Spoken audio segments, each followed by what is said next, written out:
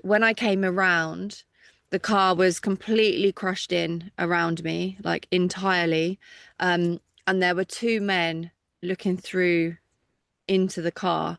And when I opened my eyes, one of the guys, he just burst into tears. And the other man said, "Oh my gosh, I cannot believe you're alive." Welcome to New Earth Podcast, where we dive into inspiring stories, profound wisdom, and insights from remarkable individuals who are driving the consciousness shift on our planet. If you're ready to elevate your awareness and well-being, you're in the right place. But before we dive into today's episode, be sure to hit that subscribe button and join our growing community. Together, we'll continue to explore the ideas and conversations that help you up-level your consciousness. Thank you so much for your support and your comments and for being part of this journey. What if the feeling of lack, separation, and fear isn't actually the truth of who we are? And what if healing yourself literally changes the collective reality around you? Today, I'm joined by Violet Skies, Hay House, author of The Violet Flame, to explore a spiritual path centered on alchemy and healing, and how small shifts in awareness and our daily choices have the power to change not only our personal reality, but the collective reality around us. Welcome, Violet. Delighted to have you on today. Hi, Sarah. Thank you so much for inviting me onto the podcast. I'm really excited to be here and chatting with you today about the Violet Flame. Well, Violet and I met in Glastonbury at one of Karen's beautiful fairy events. And when she got to talking, I just knew that I had to have you on the podcast. So I'd love if you Oh. could share your journey of what led you to connect with the Violet Flame, and particularly your near-death experience and how that shifted your perception of reality. Yeah, so it's been a really beautiful journey, and it's taken me on, it's taken me my life in ways that I could never have imagined. But I first connected with the Violet Flame during a near-death experience that I had in my early 20s. So I was driving on the motorway and I fell asleep at the wheel of my car. And as I nodded off to sleep, I woke up and basically was headed for the central reservation and the oncoming traffic that was the other side of the motorway. And in that instant, I just swerved my wheel, which, because I was going at 70 miles an hour on the motorway, I was quite new to driving. My car just rolled across the motorway. So my car rolled three times across the A14, hit two trees, and knocked me unconscious. And when I came around, the car was completely crushed in around me, like entirely. And there were two men looking through into the car. And when I opened my eyes, one of the guys, he just burst into tears. And the other man said, "Oh my gosh, I cannot believe you're alive." And it was, yeah, a very severe near fatal accident. And then the emergency services were called. Luckily, the person in the car behind that, so they'd seen the accident from further down the motorway. It was a Sunday afternoon, so it wasn't, there wasn't that much traffic on the road, but they'd observed the accident. And the car behind them was a consultant. So he stayed with me, kept me conscious, kept talking to me until the emergency services came. The fire brigade had to cut me out of my car, and then I was strapped down to a stretcher and rushed into hospital. And then within a couple of days of being in hospital, I was discharged with nothing more than Oh, minor injuries. And the emergency services said that it was a miracle I had survived. And I got back home, and every time I fell asleep, when I was home from the hospital, I had the same reoccurring dream.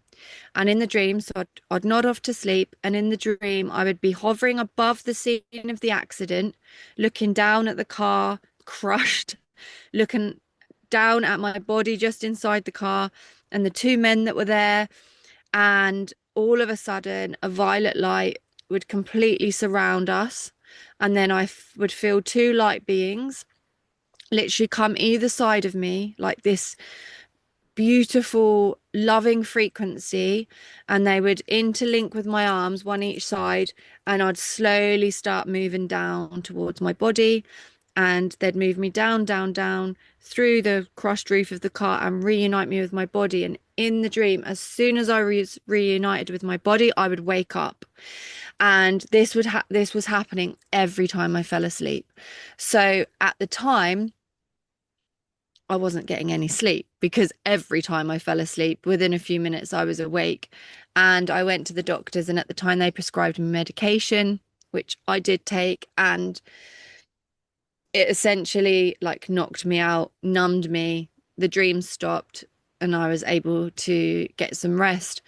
At the time, I didn't have an awareness of what was happening in that, but everyone said I was a walking miracle, and I did get angel wings tattooed on my back after that accident Oh. because everyone said the angels had your back. And now what I know is, that was the violet flame was there present. It was transforming the situation because it wasn't my time to go. At the time, I do remember that I had this really strange feeling of, okay, I didn't die. I had all these reflections around me telling me it was a miracle I was alive. So I was really grateful for my life. But at the same time, I felt like, was there this grand purpose that I was here to fulfill? And that felt like a lot of responsibility at the time. I was still quite young. I was still discovering who I was at that age. And so it kind of, yeah, it left me with this feeling of like I didn't really know what I was here to do or who I was here to be or anything like that. And yeah, I continued to just go out, party, work my retail career. And then it wasn't until my dear Nana passed, um, about just over a decade ago. Um, and I had what I refer to as like a spiritual awakening, like a moment of transformation where everything shifted and nothing was ever the same again. And when my Nana was alive, she was a very spiritual woman, and she would talk to me about spiritual experiences that she'd had. And she really believed and would tell me that we are a body and we are a soul incarnate into this body, and our true essence is eternal. And when we pass away, we leave the body and the soul lives on. And she believed in different realms, and she really believed in reincarnation. And she would tell me, if everything I believe is real, when it's my time to go, I'll do whatever I can from the other side to leave you without question of a doubt, to prove to you that what I believe is real. And so when she passed, she kept to her word, and my whole fabric of reality, just the veil of illusion came down. And that's when I felt like I went on a journey starting to understand more about what we truly are, which is, an eternal soul in a human body. All the conditioning and the programs and everything, I started learning about energy. And that's when I started working with the violet flame in a more conscious way. Um, I obviously thought back to my car accident. At the time, there wasn't much out there around the violet flame. Like there's not that much, there wasn't that much information. So my connection with the violet flame really was a really personal one. And it was very much through my own practices, meditations, calling it in myself that really cultivated my connection with the flame. And so I did join like a spiritual development group when my nan passed to help me to understand what was happening with me. And then I started to really connect with this violet flame and to learn from it directly from connecting with it. And yeah, that was just over a decade ago. And the path has Wow. transpired to be writing a book about the violet flame now. So, What a journey. What an incredible journey. So, for those people that haven't heard of the violet flame and this is completely new, how would Mhm. you explain what the violet flame is? So the violet flame, in simplistic forms, is the frequency of transformation that runs throughout the entirety of creation. So it is an etheric fire which literally can transmute, purify, transform energy. And from my personal connection to the violet flame and my journey with it, what I've come to know is that it's something that all of us hold within because we are part of creation and we are constantly evolving, changing, shifting, transforming, and the violet flame is the force behind that. So I feel like there is information out there which is kind of focused on the violet flame being something outside of us, but actually we all hold it within our hearts.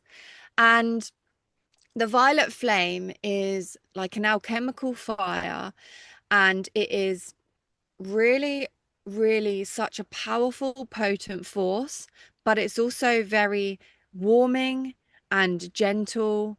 And when we call on the violet flame, so it's always there with us working and transforming, but when we consciously call on the violet flame, it really works with us to light us up and to show us where we may be operating from shadow space.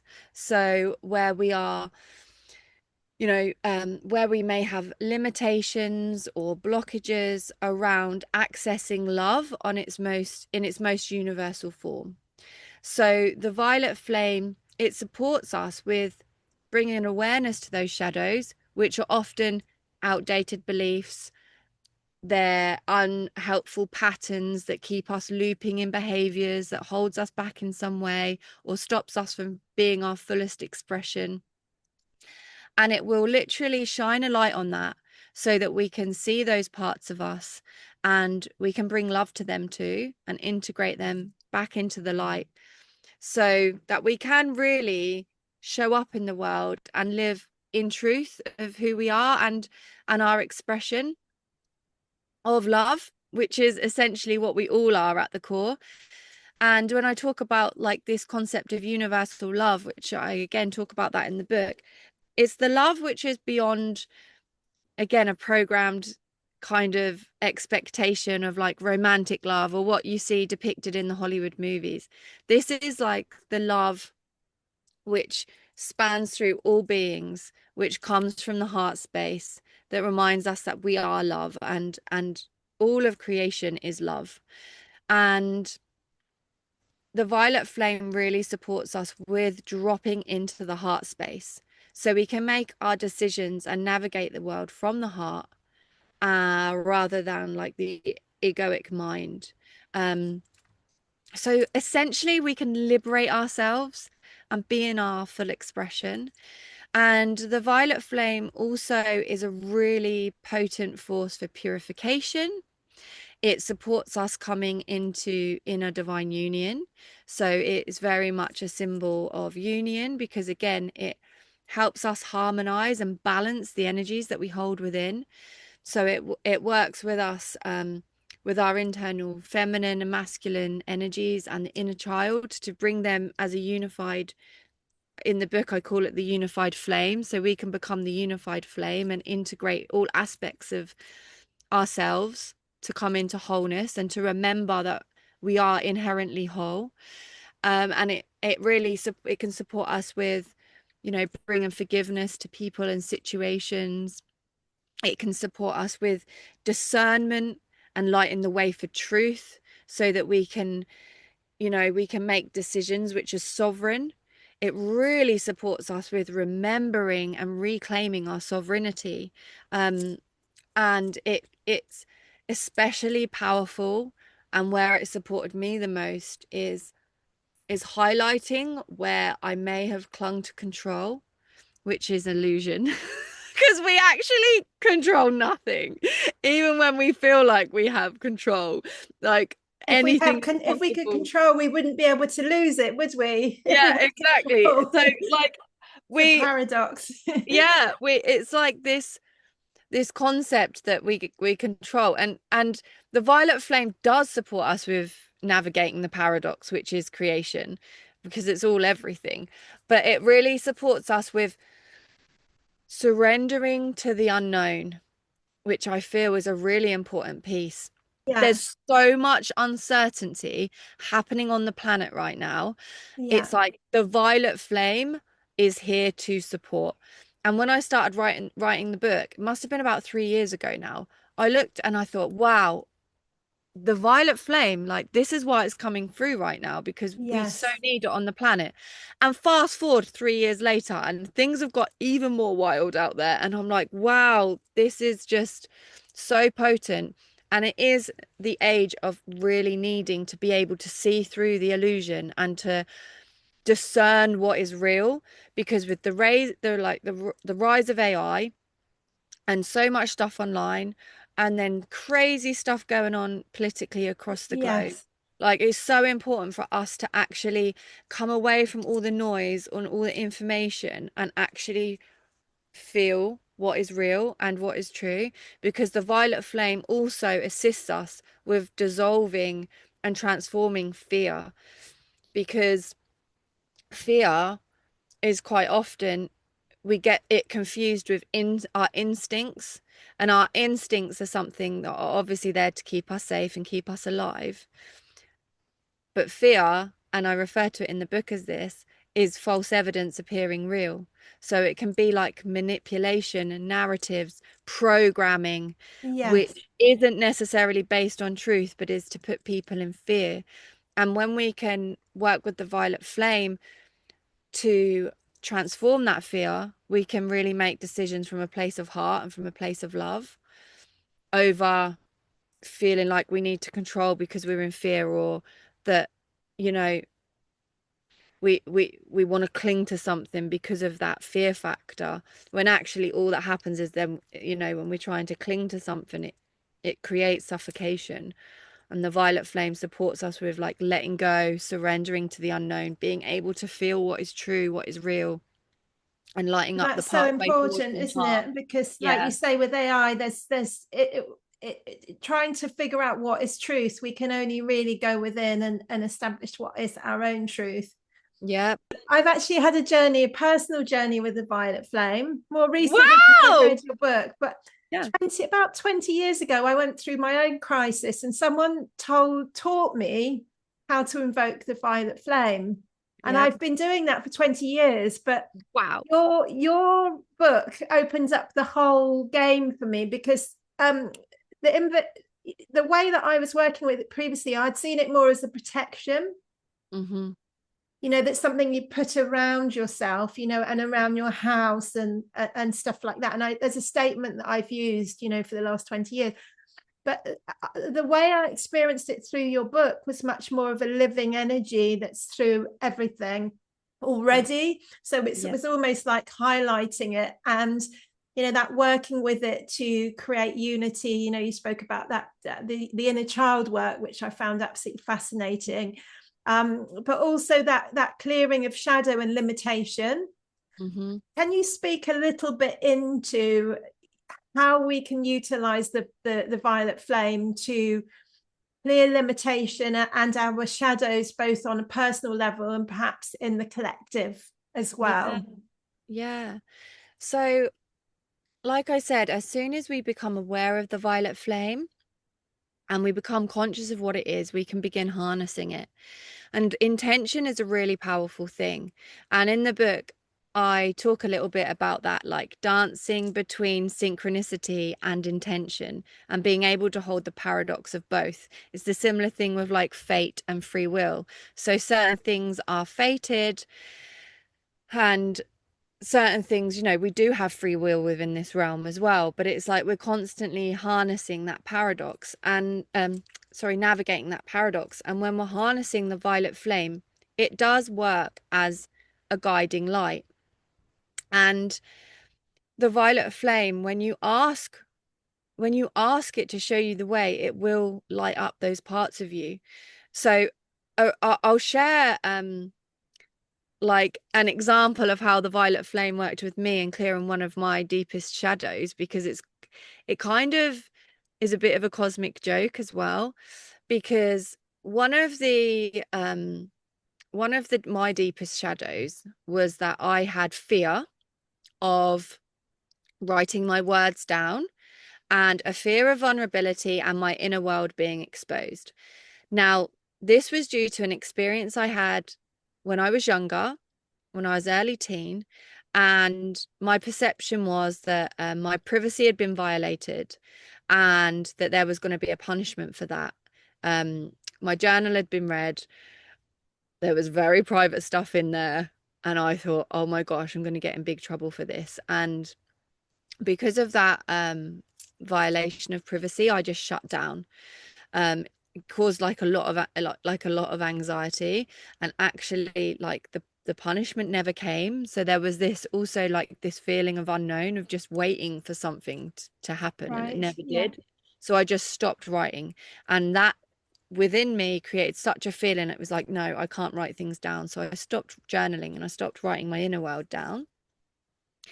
Fast forward to about 3 years ago. I was working with the violet flame in meditation. I was being given images and I thought, oh my gosh, this is an oracle deck. Like I want to create a violet flame oracle deck.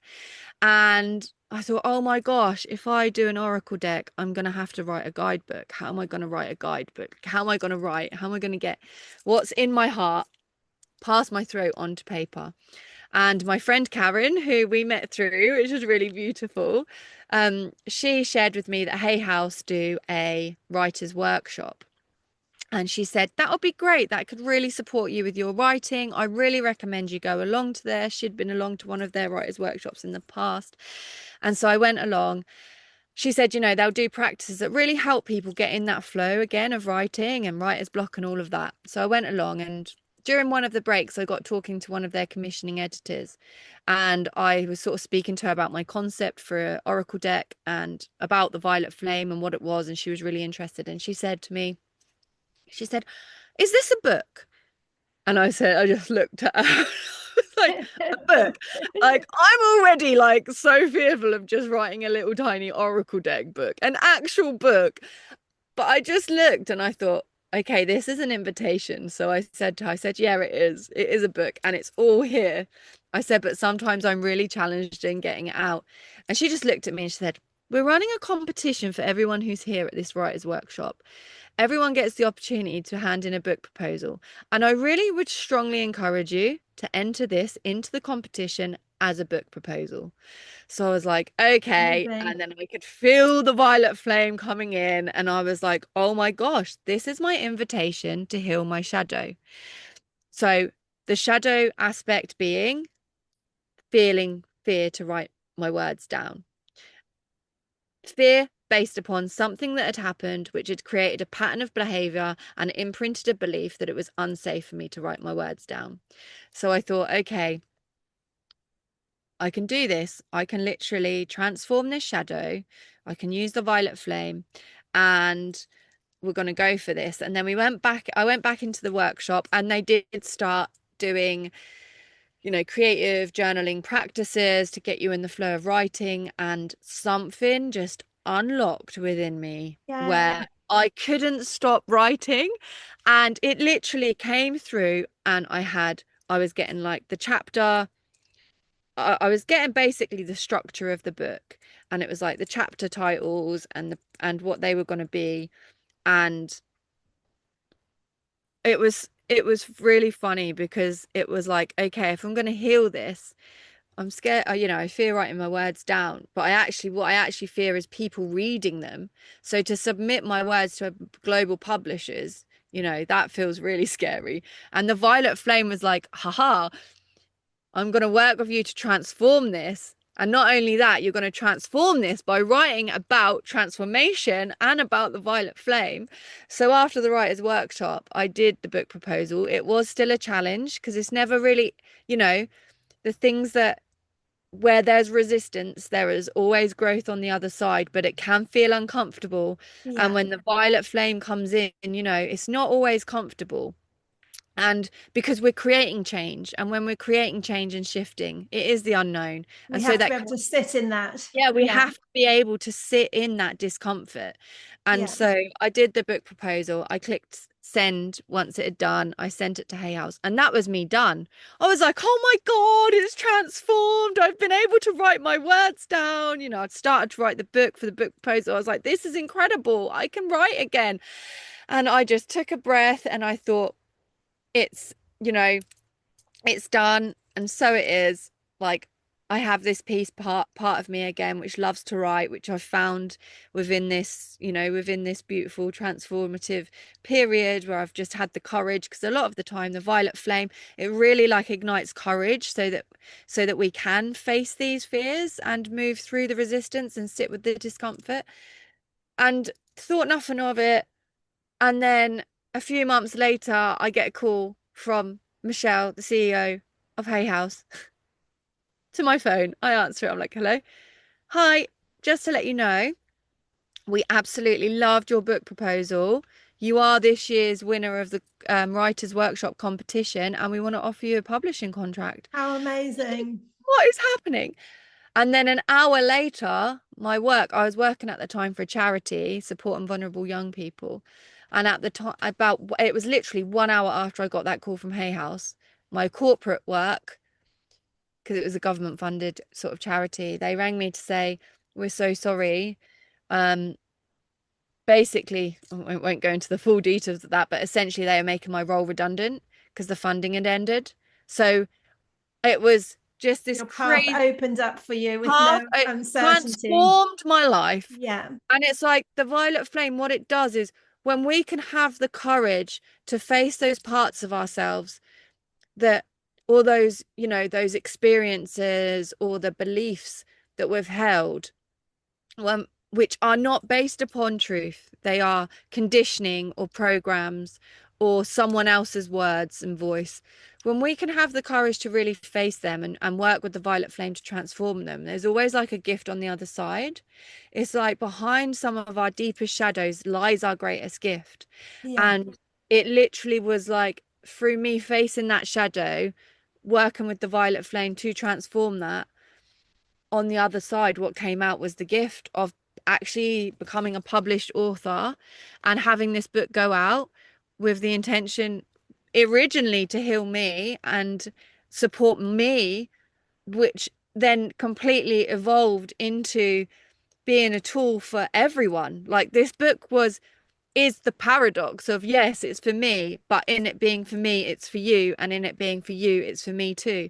So it's like um that collective piece too, which comes back to the fact that when we heal ourselves, we also have a ripple effect which heals others, however that goes out. And it was like the gift on the other side of this was me finding my voice, feeling the confidence to express my truth, and, having a book published across the globe, which is going to support other people in liberating themselves too. What an So, amazing story. Thank you so yeah, much for sharing that. Um, I mean, wild. it's an amazing the timing of this as well, because this is New Earth Co-Creators, this channel, Yeah. and we're talking about this journey into the new earth, which I always say arrives through us doing the inner work, through us, shifting our perceptions Yeah. and Yeah. therefore the outer reality. So that takes a lot of shadow work, that takes a lot of letting go of the limits, the programming, all that stuff. So this is a wonderful tool to support people on that journey.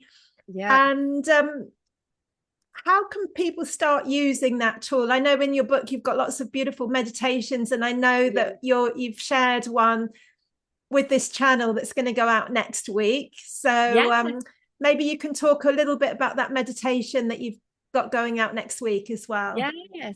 So the one thing that I really love about the Violet Flame is the simplicity of it, the ease of connecting to it, and the fact that we already hold it within.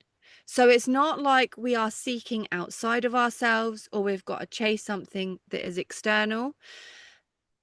It is here within our hearts, and no one can ever take it from us. We can't lose it. It's not going to disappear. It's always there. So we can literally call on it anytime that we need to. And with regards to, connecting to the violet flame, in the book, I did want to add loads of practices and rituals and share the things that I've used that have really supported me. And there are practices in there which are a little bit longer, and then there's really short, quick practices that you can do.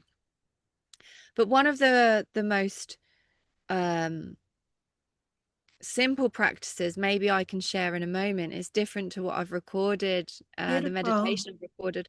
Um, but it is literally like visualizing the violet flame. That is the most potent, feeling it, visualizing it, and using affirmation, because our voice holds our own unique footprint, our frequency, our sound, and sound is the fabric of the universe. So when we like declare it, command it, that can be really powerful. The meditation that I recorded, which is going to be going out, is to journey into the temple of the violet flame, which is really a sanctuary that we can create within the ether, within our mind, within our hearts, that we can return to when we need to feel peace, feel deep relaxation, and cleanse ourselves. So it's called Journey into the Temple of the Violet Flame, and I really love guiding people on that because it is it it's a very peaceful place that we can create, and we can really allow ourselves to be in that space. And in the meditation we dance with the violet flame. It's about bringing all of our energy inward and purifying and cleansing ourselves, which can be very harmonizing and very supportive for the nervous system. And especially, with all the noise of the world and our Crazy busy stuff. days and the go, go, go. And there's, so much distraction out there. Um, this meditation really just supports in bringing all of that energy back to us, back to here and now, back into present. So that's a really beautiful meditation that you can do, and you can take a moment and sort of set 10-15 minutes aside. But there's a practice that I do, and I share this a lot because it's so accessible, it's so easy, and it can be done. I do this every day privately. You can do it anywhere. No one even necessarily knows you're doing it, and it's a way to just bring harmony and peace and to return you into the present moment. Um so I can actually share that now if you would That would like. be amazing. With regards to the violet flame, it also works with the I am presence. And there are different ascended masters and angels that also are what I call keepers of the flame. And they hold aspects of the flame and archetypal energies that can support us in connecting to the violet flame. And one of the ascended masters, most well known for using and connecting to the violet flame when he walked the earth, was someone called Saint Germain. And he really taught the I am presence. And the I am presence, so I'm just sharing on this because we're going to be affirming it within this practice.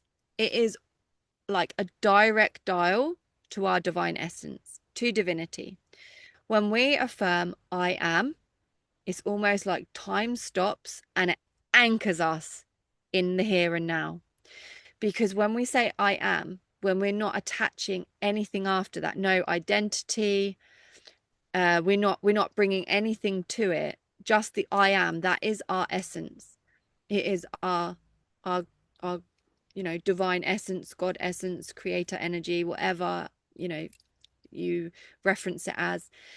And so when we affirm that, either in our mind or speaking it out, which is extremely powerful, it literally just it's like a it is like an anchor point. So it can be really powerful to like bookend your day with this. So doing it, before you've even got out of bed in the morning, this is what I tend to do. I'll be in bed and I'll do this in my mind before I rise. And then before you go to sleep as well, it's like an energy reset at the beginning and at the end of the day. And so it can really set your frequency for your day and for your rest. And so it's very simple. It only takes a couple of minutes because we don't need more stuff to add to the to-do list.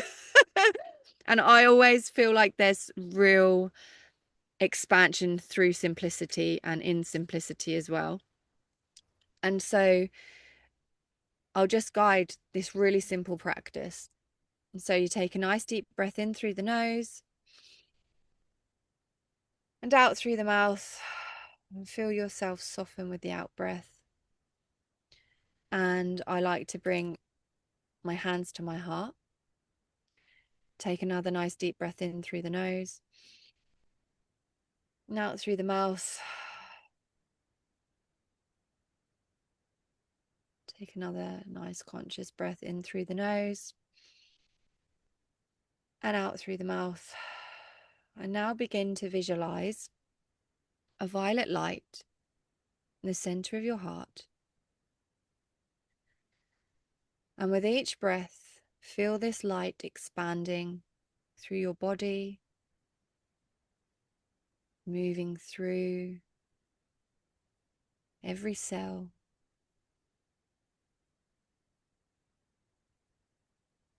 And see and visualize and feel that light now moving out beyond your physical body into your auric field.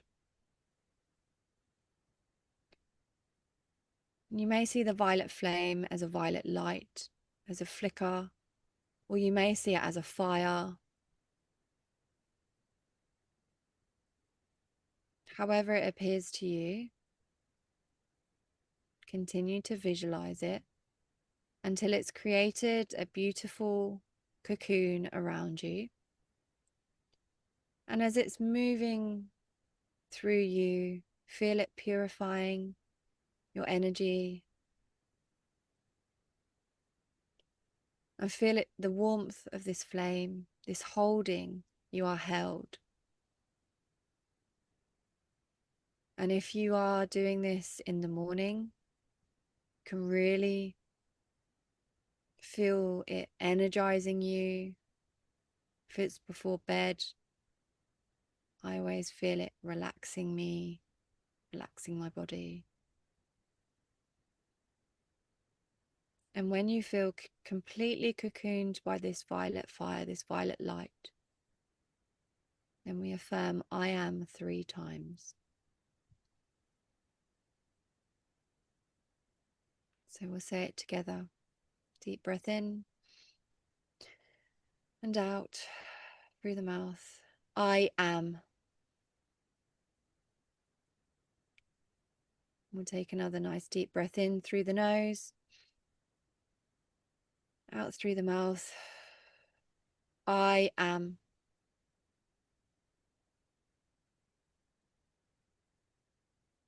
And we'll take final beautiful deep breath in through the nose and out through the mouth.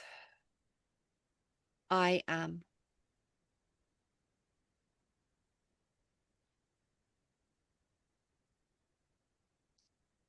And just notice how you feel.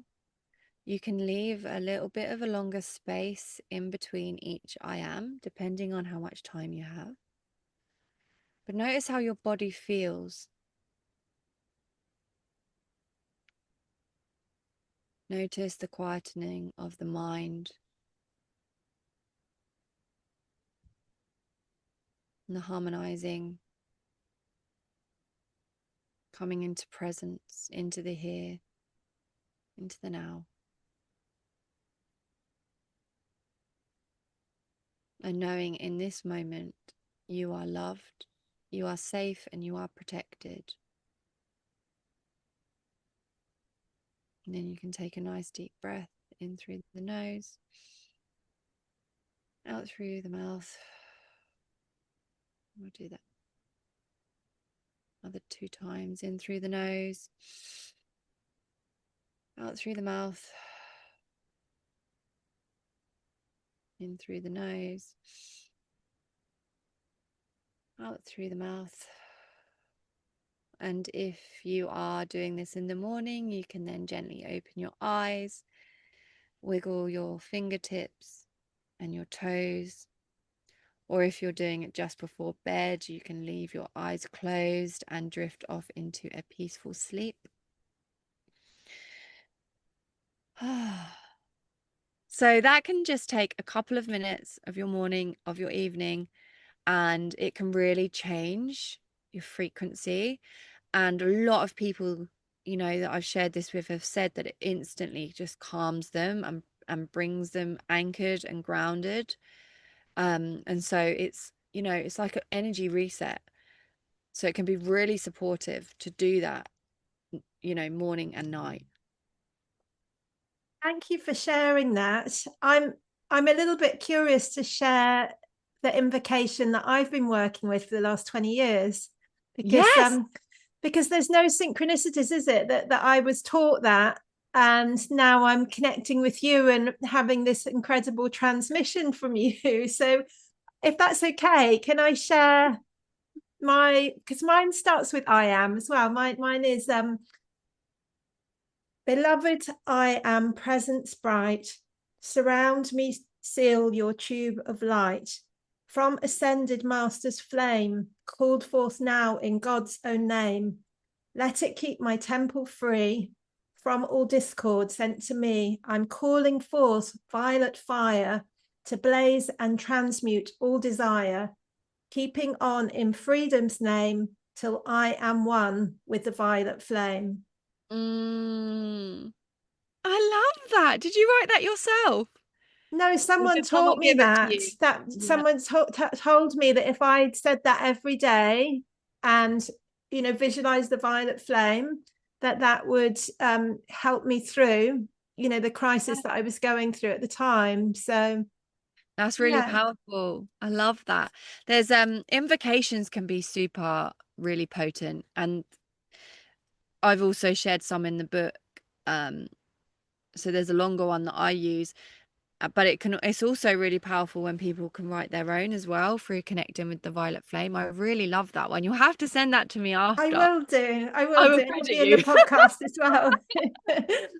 And I'm going to learn some of Thank you your for ones in sharing the that. book because I've been doing the meditations, but I've just been sort of because I couldn't remember everything that you'd said to do. You'd listed everything, so I was kind of just doing my own Yeah, version. But that's the beauty of these audio recordings that like you're doing for the channel next week, is yeah. that people can follow along then. So It is on the there are it is on Audible as well. So it's really amazing, great. So people can also access it through audiobook to fabulous.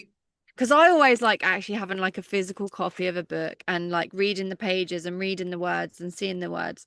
But for the practices, it is better when it's being like spoken so you can really drop into it. Yes, So yeah. yeah, if you have Audible, you can actually you can get it on there as well.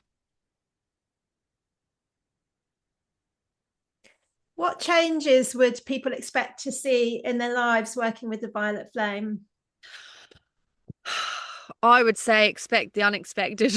Yay. I mean, I feel like even trying to name that also can place limitation because I say to people, expect miracles. I know, obviously, after my car accident, and everyone then said it was a miracle I was alive. That's when I first started experiencing miracles that can come from working with the violet flame. And I wasn't even working with it in a conscious way then. Oh, a beam of light has just come down. That's interesting. The Star Wars. Oh, no, hang on. Is that there we go. Hey, I feel like I could have never in a million years have ever predicted that I would have become a published author. Like, never. If someone had said to me 20 years ago, what is the least likely outcome for your life? I would have probably said that, you know? So it's very, it, it works in really wonderful ways. And I feel like one thing that which with the violet flame is like a requirement is the courage to really liberate ourselves and to work through those parts of us which feel unworthy or like there's limitation placed on us, and this piece around surrendering to the unknown, and to in the book I talk about holding faith and holding hope, and like and like remembering that we are supported and we are held and we are loved. And I feel like when we can surrender to the unknown, that's the place where magic happens. That's the Yeah, place where magic is birthed I from, because I think we are so. not placing limitation when we are surrendering to the unknown. Someone very wise, when I was going through that crisis over 20 years ago, said to me, you have to get comfortable in that uncomfortable place. It's kind of like sitting on the edge of a cliff, isn't it? You have to just be able to sit there and be with Yeah. that. And it takes courage to Yeah. do that, Yeah. when because our world has taught us certainty, and that's what's been praised, the Yeah. tangible that we can see. Yeah. But I do feel the world we're moving into comes through that ability to surrender, to let go into the unknown, and the magic that starts to happen Yeah. when we embrace that. Yeah, because things can shift and change and transforms in ways that you couldn't even, imagine, if you're able to really just step into that and follow, follow these callings. And like I said, we in the book I talk a little bit about like being able to see synchronicity, but also we can set intention, but we have to also leave space for that place where the magic exists, which is in the great mystery. And we need to not always have it all figured out or know a plan. I used to plan meticulously. I used to have contingency plans the whole time as well. Because I was in a corporate setting all the time, which was all about planning and organization. And you need to have a plan A. And if plan A doesn't go right, you need to have a contingency backup plan because we can't ever be with the unknown. And that was so like programmed into me. But that doesn't leave any space for any magic. And so Yes. being able to come away from those programs, those conditions that we're taught, and even from school, there's so much that we're indoctrinated into from the schooling system. And the When world we, we live in, the just, world we live in, yeah, society. yeah. So when you begin to work with the violet flame, it will definitely begin to shape the world and the way that you see it and the way that you begin to show up within that and the piece that you play within the whole. It really supports us in remembering that we are all a part of that bigger picture, of that collective, that everything is energetically interwoven. And actually we just have to really focus on liberating ourselves and dropping and living from a heart space, and from a place where, yes, we can focus and transform ourselves, but to bring compassion to the whole piece as well. So having that compassion for ourselves, but also seeing how, the external reality in which we experience is a reflection of our own inner world, and being able to really navigate it from a place of their heart rather than the head. And sometimes it is going into the unseen, which is actually everything. Like the future is unseen. We have this false sense of control which comes from like the planning and things like that. And yes, it's really beautiful to set intentions and have visions, and of course, but to ultimately surrender. And the violet flame has definitely supported me with also really surrendering to the eternal self as well, and knowing that we are eternal.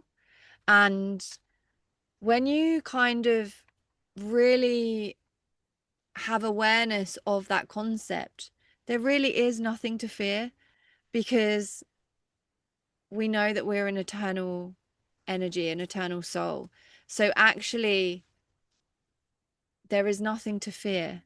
Like, we're all here learning and discovering and evolving and transforming, and it's all just part of an eternal journey. Also, you know, having awareness that, what is that famous quote?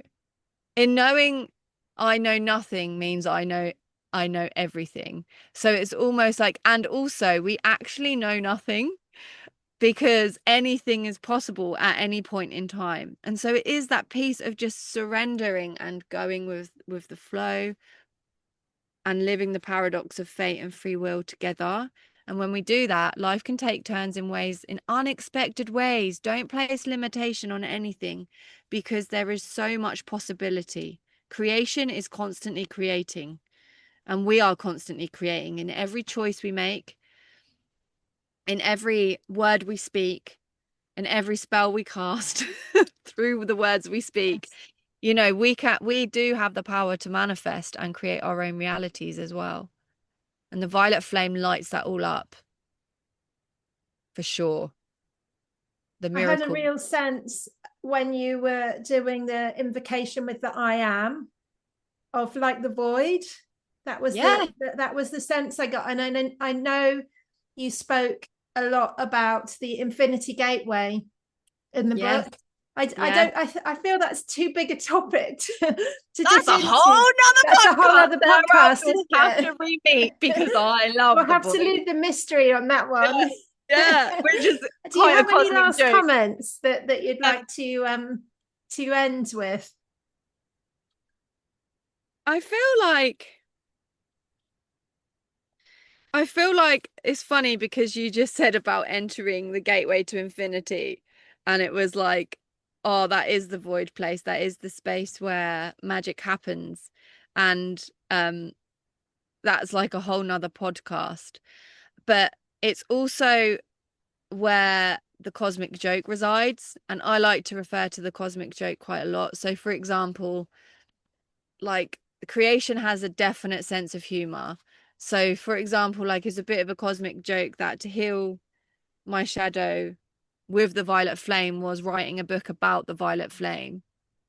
And I feel like sometimes, especially when things get really intense and the media messaging is very fear-based and it can feel like the world is turning upside down, it's really important that we look for and we find the cosmic joke, and that we can yes, we obviously we want to take life seriously, but to not become so serious that we can't see the joy in life and the cosmic joke that's always there, and to remember the importance of laughter, because actually laughter is like one of the most potent transformation tools we have. Laughter can just dissolve like anything. So yeah, it is, it is wild right now. It's nuts, But isn't it? don't forget, like, to take time to experience joy and to still allow ourselves to have those moments where we just barely laugh, and we remember the cosmic joke, and we don't get so serious that it just weighs us down and holds us down. Like, it's really important to be able to still find the joy and have fun. It's what we're also here to Absolutely. I experience. think the more the more kind of crazy it gets, the more it was like the more they locked us down, the more I wanted to have parties. Yes, the sacred rebels. We need us.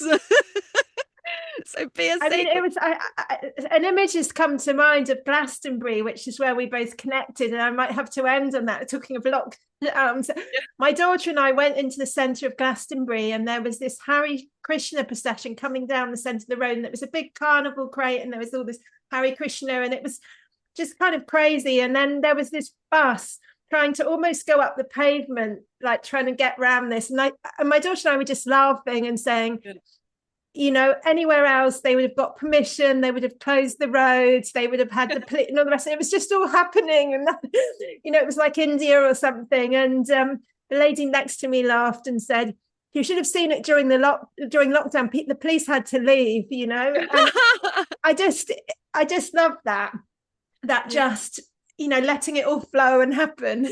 Yeah, not trying to, again, not trying to control it, just allowing certain things to be in their joy and to express that and to connect together as well through song, through dance, through laughter. So important. It's so important. Yeah, I went out with some friends a couple of weekends ago, and we both said at the end it was like a British sitcom because it was like a comedy of errors.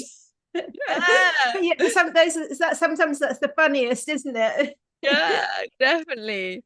Hanging out with friends and just, yeah. Oh, hey, it's been amazing hanging out with you, Violet. I've really Thank loved you it, so and just much. so Me much too. wisdom. Yeah, Oh, thank I just you. hope so many people get a lot out of this, and do watch out for the meditation coming out, and also do put your comments of working with the violet flame. We'd love to hear how you're getting on and your own. I imagine it's really personal. Everyone has a slightly different experience with it. Definitely. And you know what's been interesting since putting the book out there and sharing more about this, because I kept it really private for a long time, is so many people come to me and say, "Oh my gosh, like every time I do healing on a client, this violet light comes in." And I never knew, but that's the violet flame. And I was like, yes. People are like, "Oh, a violet light comes to me in meditation," or, "Oh, I had this dream and this violet light came in," and I never knew until now it was the violet flame. So it is already there and it is already working with people. And yeah, I love to hear people's experiences of it. So please do feel free to share in the comments and I will read them and Beautiful. see, yeah, see all the Thank beautiful you so comments. much. And we'll have to have you back on again to talk about the Infinity Gateway. So I am until here next for time, it.